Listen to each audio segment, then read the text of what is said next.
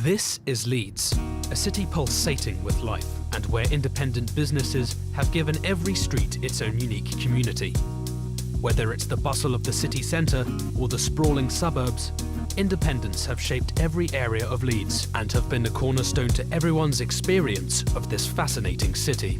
Most importantly, independent cafes have played an important role in creating public spaces for people to socialise, work, or simply get their caffeine fix for the day. As a rapidly developing city, Leeds' economy finds itself at a crossroads. As large chains begin to take over the high streets, they risk diverting people's attention away from the true independent gems the city has to offer.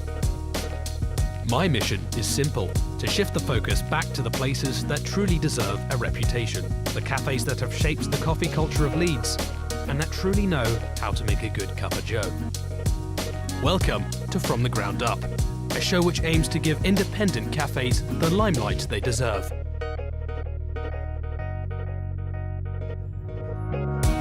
Our first stop is Dock 29, a bar or cafe depending on what you're in the mood for.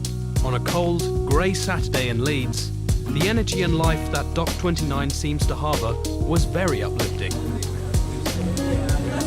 So Dock 29 does quite a few different things.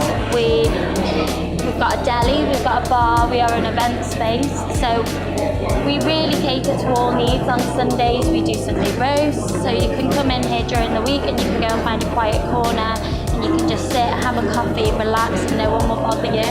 Or you can come in on a Friday night and have a couple of drinks and do whatever it is that you want to do here. If that's come with friends or on your own, you're always welcome. After much consideration, I decided to go with a drink I wouldn't normally go for. We've just arrived at Dock 29 and I've ordered an Americano this time. I don't normally go with an Americano, but I thought for the sake of the show I might as well try. It's a pretty simple coffee really, an Americano. It's just espresso diluted with hot water. Nothing much else to it really, but it's very good for someone who just kind of wants a taste of coffee that's not too strong.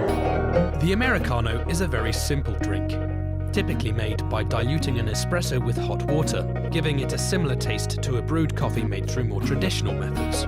Many believe the drink originates from World War II, where American soldiers in Italy would dilute their coffee in hot water for a milder flavour.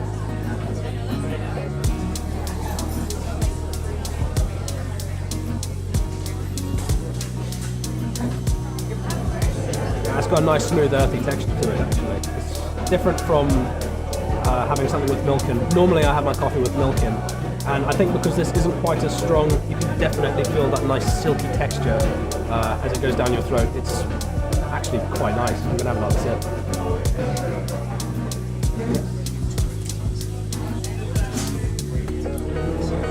I think one great thing about Dock 29 is that unlike other cafes, which tend to be quite compact and space efficient, Dock 29 just doesn't really care about that and puts anything anywhere.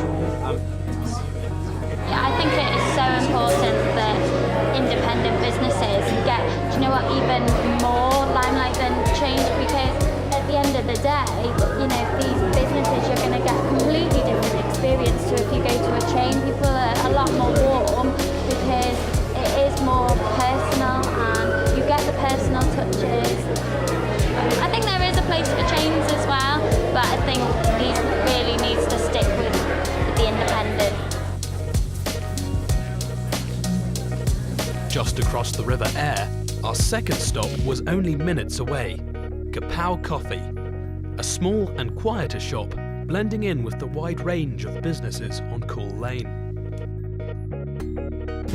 So you might remember from one of my previous episodes, I actually went to Kapow's joint in the Thornton Arcades for my Christmas special.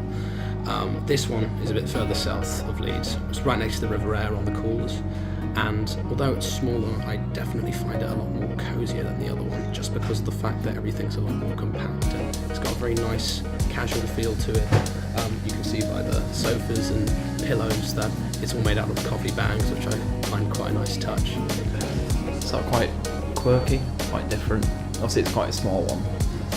at this shop, but the arcade one's a bit bigger. And obviously it's offices all around here, so it's like people just taking out in the break and on the way in. Sort of still serious about the coffee, but a bit sort of less serious about just ourselves, just having a bit of fun with it, really. There's a lot more independents opening at the minute than chains, and I think it's sort of different customers. Like people that go to a chain wouldn't necessarily go to an independent. Right, so I've ordered a mocha. It's actually very similar to a cafe latte. All it is basically espresso and hot milk mixed together. But unlike a latte, you also had in either sweet cocoa powder or chocolate syrup to the mix as well.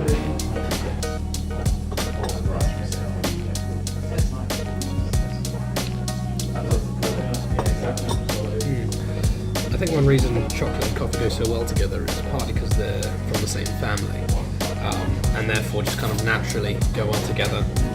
Putting chocolate and coffee together isn't something new. It's been done for years, and I think one main reason for this is putting coffee in a prominently chocolate drink brings out a richer flavour in the chocolate, and hence makes a tastier drink.